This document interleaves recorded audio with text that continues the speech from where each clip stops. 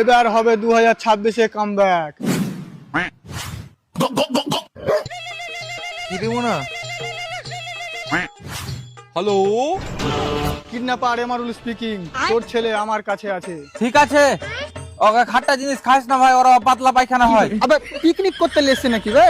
Kidnap করেছি তোর ছেলেকে। আচ্ছা, হ্যাঁ, তুই হয়তো জানিস না, ভয়ানকের আর এক নাম এমারুল। ও তাহলে তোমার নাম কি? কেন এমারুল? এখনই তো তুমি কহিলে ভয়ানকের নামে মারুল। আরে আমি ভয়ানক তুমি তো কিডন্যাপার।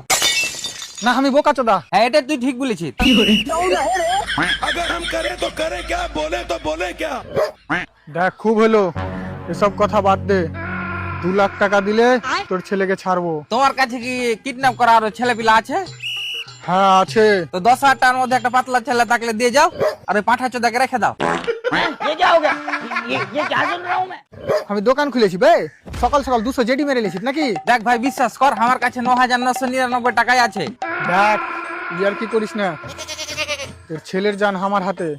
আমার লয় মানে পিছনে আমার লোক আছে ওর হাতে। না, দেখ ভাই, তুই তো চাইস নাকি যে তোর ছেলে তোর বুড়াতে গেলে খুঁটি হয়? হ্যাঁ, তাইলে 2 লাখ টাকা দে।